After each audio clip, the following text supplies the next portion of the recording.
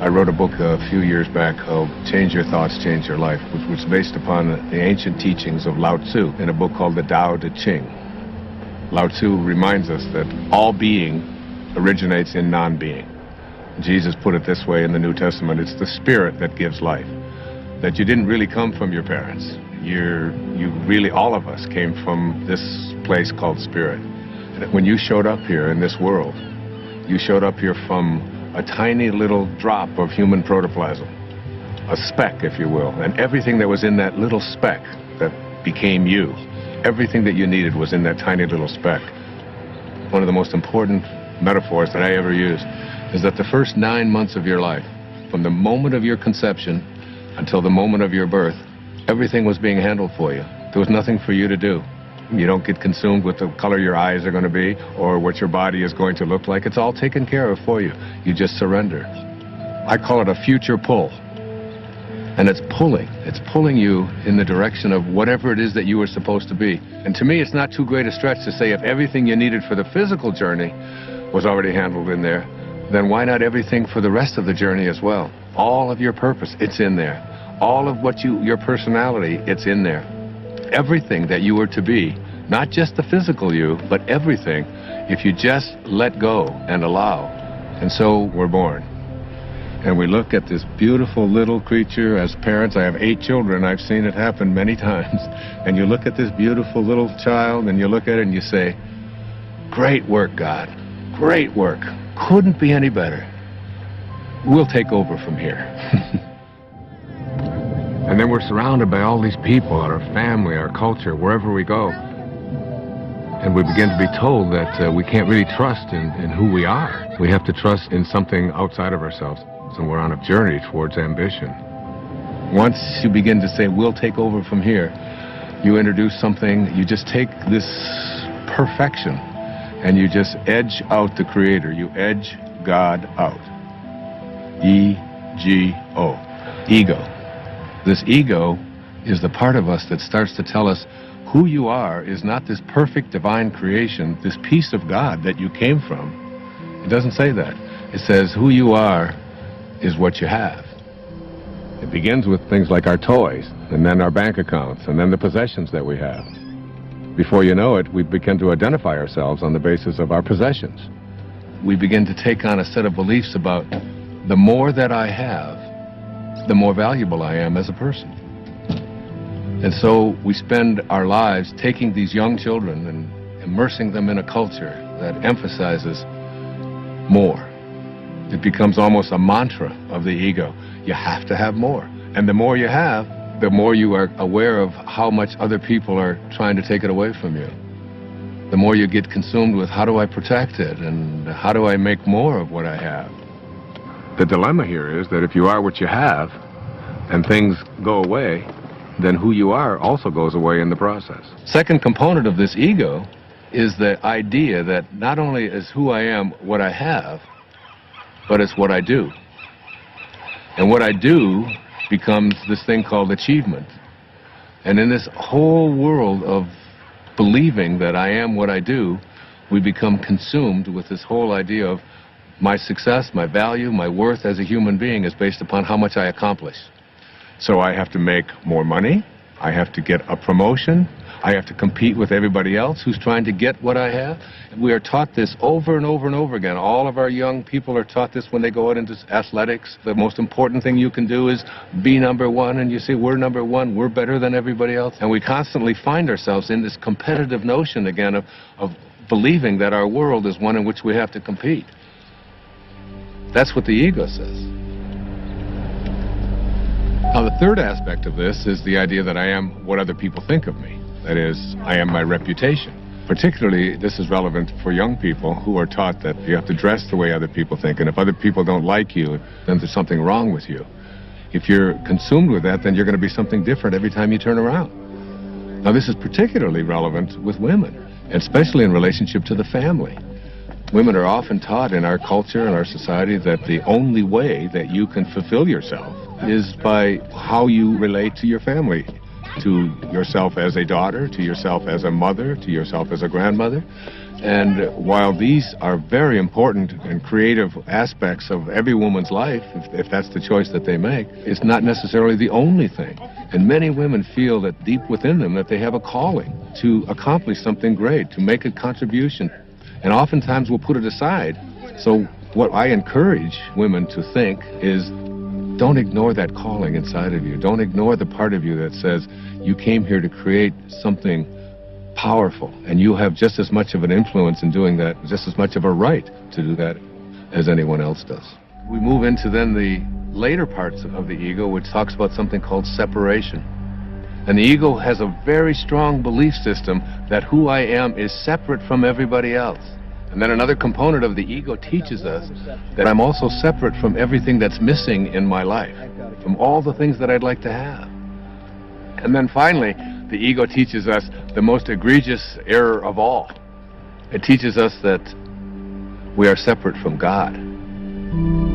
And one of the simple constructs that you learn in the afternoon of your life when you shift into the meaning phase of your life is to realize that you came from a source. We can call it God, we can call it Tao, it doesn't matter what we call it. And that this source is everywhere. There's no place that it is not. It must be, because it creates everything. Everything comes from this source.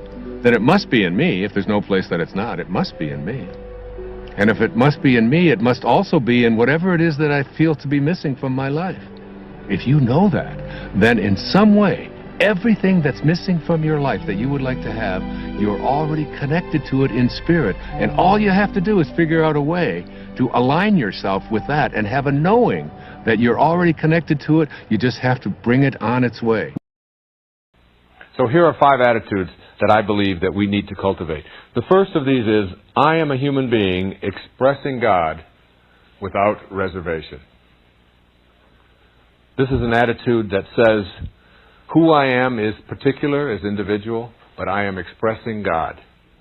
And therefore, I am honorable, I am worthy, I count, and I shouldn't be thinking of myself as something that is less than valuable. That's the first.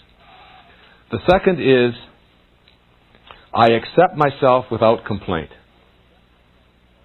I have a slogan that I use in my own life. It says, whenever I hear my children complaining or other people and they ask me for advice, I always say, don't complain, don't explain. Don't complain, don't explain. I accept myself without complaint. I look at the body that I'm in, and I understand that this is nothing more than my curriculum to God. There are things about it that if I were to be designing it myself, perhaps I would have done a little differently. I might have put a little extra hair on the top. I might have made myself a little taller. I might have made myself a little darker. I might have made my eyes a different color, whatever it is. But that isn't up to me. Because who I am is not this thing that I occupy. This is just a garage where I park my soul. And it doesn't matter. It is my curriculum to God.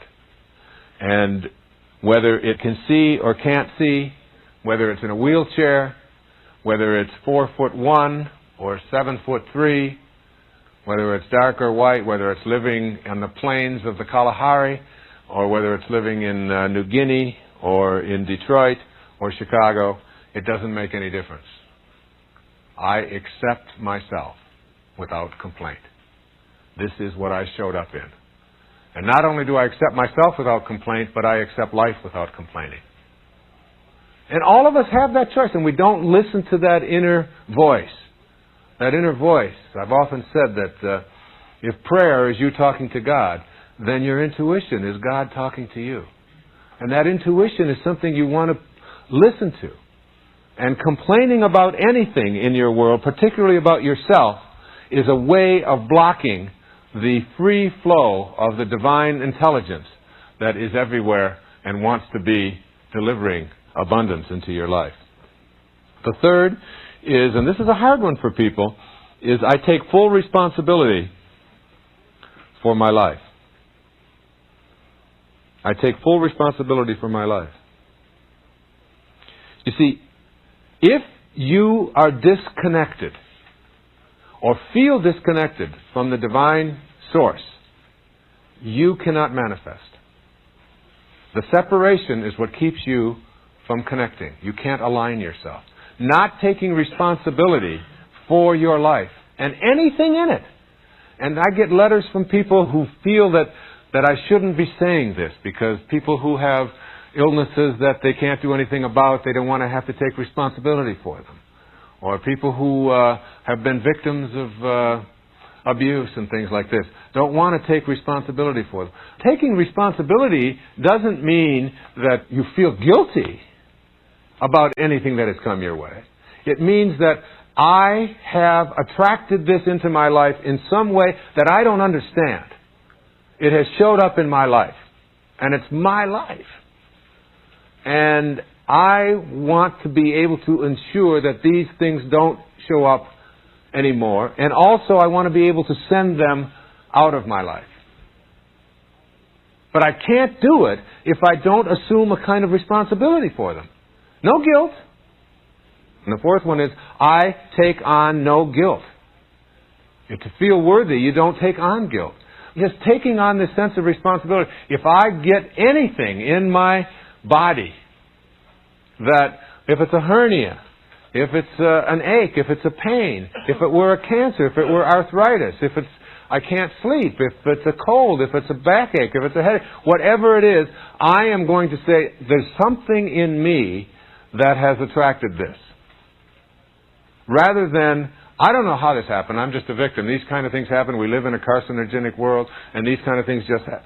It's like the minute that you take responsibility for it, you connect to the divine source which can heal it. The minute that you say, I had nothing to do with this, then you put that barrier up there and you're disconnected from the healing of it. So I'm not talking, I want to re-emphasize, I'm not talking about feeling guilty about it.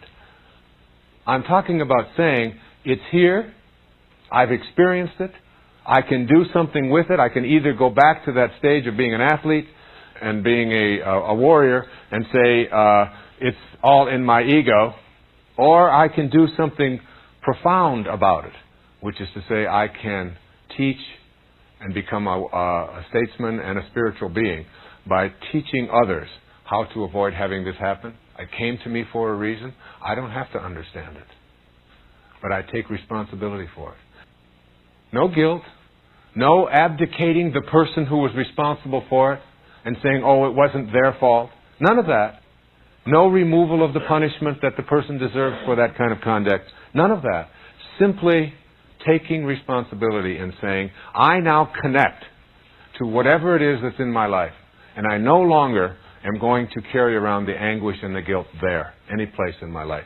As soon as you do that, you honor your worthiness to receive the healing, to receive the abundance, to receive the love that might have been missing from your life.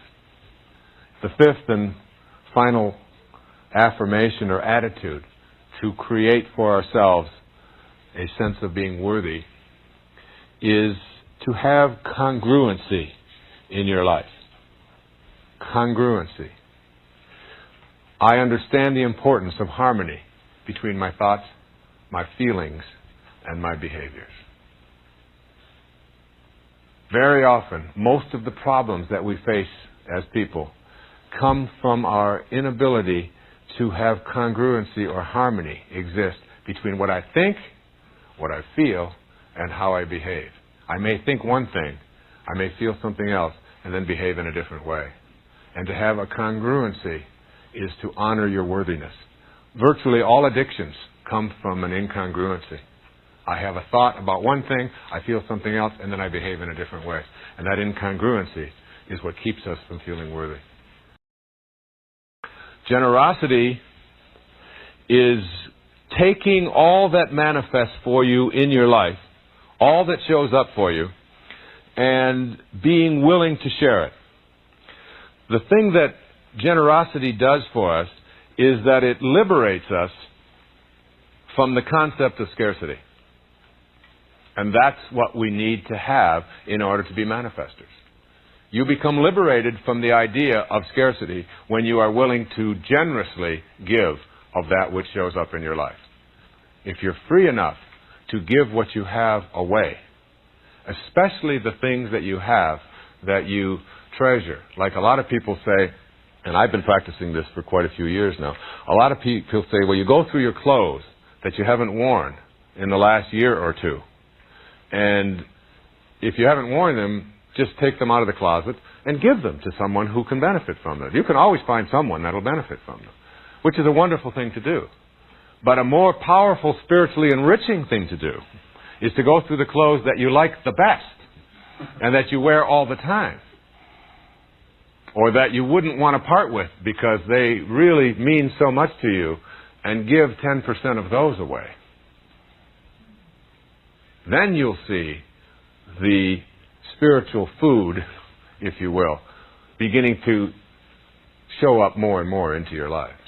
When you can give away something of yourself that you seem to be attached to, because detaching from it is a big part of this business of manifesting.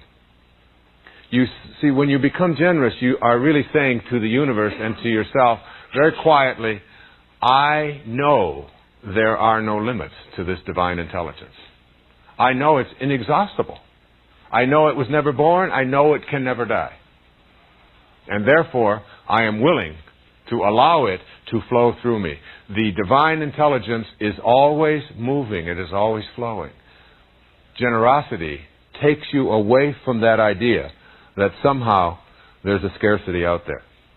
And as you practice generosity of spirit, detach from the outcome about what people are going to do with it, where it's going to go, how it's going to get used, whether it's going to be done for the right way or the way I think it should be done. Detach from that and give from your heart all that shows up in your life. Just let it keep flowing. And after a while, what happens is you are completely detached from how it works out. And you're not even attached to how things show up in your life. And all of those things that you used to be so concerned with when you were back there as an athlete and a warrior and asking for so much and being so concerned of whether you're going to get it and how it's going to show up, when you reach this level of generosity and gratitude in your life, what happens is miraculous. It no longer matters. And the irony here is that as it no longer matters to you, more and more shows up. Until it gets to a point where you can't even handle it all. And you just keep letting it circulate. And you're not concerned at all with where the next one is going to be. You have a knowing. The idea that you have to be in competition with somebody else in order to feel good about yourself or in order to have the life that you want is just a myth. It's a meme. It's a cultural belief system that has been handed down. And I left that whole world of competition behind. I don't think there's anybody else out there on this planet that I'm in competition with. You know, the prestige, the money, the positions and all of that. All of those things have come, and even the amount of money. I make more money now than I've ever even dreamt that I could possibly make when I was in that competitive part of my life. And when you let go of it, you know, in the recovery movement, and I'm a part of it. In the recovery movement, we say, let go and let God. You know, allow the great divine Tao, the divine mind, God, Spirit, whatever you want to call it, allow it to be the guiding force in your life. And everything that you were chasing after before very likely will come chasing after you. It's a hard thing for people to believe, because we think we have to chase after it, and we have to grasp it, we have to get a hold of it, we have to fight it. For me, it doesn't work that way. You are so aware of the abundance and the unlimitedness of the divine intelligence that is in everything, that it can't be exhausted, that you're willing to allow it to continue to flow through your life. And then you get in synchronicity with that divine force. It's almost like you have a collaboration with fate. And as you collaborate, rather than fight, scarcity moves away in your life. That's how I give. When I give, I ask not for one explanation of how it's going to be used. The giving is done for the purpose of being generous, of the opening of the heart chakra to another human being. Your purpose isn't to try to be loving. Your purpose is to be love and only have that to give away. Well, but there's one other ingredient, and it's really crucial. Forgiveness is the vital ingredient on the path of enlightenment. And if you don't know how to do it, then practice sending out love. Take the person or the people that you're having conflict with, any place in your life, send them something. You don't have to even do it physically. Just send them something that comes from inside. And what's inside is how you choose to think. And if you can make that love and do that, and that is to me the test. Not whether you can love someone when they smell good, when they do everything that you're supposed to, but whether you can love someone who has sent you hate or anguish in your life and send it back. You don't have to forget. You don't have to go back. But you got to get it out of you because it is blocking you and holding you back. Living the Tao Te Ching, this 2,600-year-old, some people call it the greatest, the wisest book ever written. It speaks so much about relationships. Tao, the word Tao, means the great way. It's really just another synonym for God, or source, or spirit, or that which is the all-creating. And one of the things that it says that was really helpful to me, probably the most helpful thing in it, was that whenever you have a conflict of any kind in any relationship, whenever you have a conflict, that the person who is willing to be of Tao, of God, of Source, is the one who will practice forgiveness, or will go to the person that they have a conflict with and bring love to it, instead of the freeze out, instead of the anger, instead of the hatred, instead of the revenge, instead of so many of the things that we do when we have conflicts in our lives. We just don't talk to that person. Like, I'm not talking to that. I'm not talking to him. He's going to call me because I called the last time. But the person who lives the Tao life, the life of a higher consciousness, is the person who says, "I end all conflicts on love, which is where we all come from. We come from a source that is love. So for me, that has been just so useful. I have 8 children, and that's been just extraordinarily helpful for me to be in a relationship where I can always be of love, where I can just, and so then you don't even, conflicts become something that are no longer present, because conflict requires two-ness. In order to have a conflict, you have to have two different opinions or whatever. But if you live in oneness, if you really see yourself in everyone else, see yourself in all the things, including the plants, including the animals, and including all beings and so on. If you just suspend this ego part of you and just see yourself in that other person, then your arguments are really with yourself, and your hatreds are really about yourself, and you begin to really see that I don't have to project anything onto anyone else that isn't what I choose to be. And the idea of allowing is that you start to see that, you start to look at the world not the way you want it to be. This is the shift in our subconscious mind training that we have to go through. We have to get out of this mindset that the world ought to be the way I want it to be, and things ought to be going the way I think that they should be going, and that there should be nothing bad happens, and all of this kinds of stuff that we fill our inner world with, and talk about how terrible this is and that is and so on, when in fact the world is just the way it is. And when you can align yourself with that awareness that yes, you can do things to improve it and so on, but not by judging it, and not by saying that it shouldn't be this way. I've given the example many times of my friend Ram Dass, who, when we were talking about starvation, and it was when I was working for the Hunger Project to try to end hunger by the beginning of this century. This was back in the 1980s. And Ram Dass said to me many years ago that starvation, in different parts of the world, is part of the perfection of the universe. You've got to understand that. As hard as that is to grasp, And I paused and thought about that, and my original reaction is, how can you say such a thing? How can we accept the idea that some people have got to starve to death in a world where there's plenty of food and the technology to be able to grow it and so on is all here?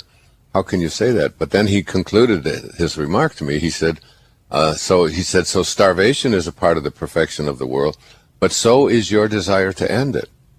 That's part of the perfection of the world.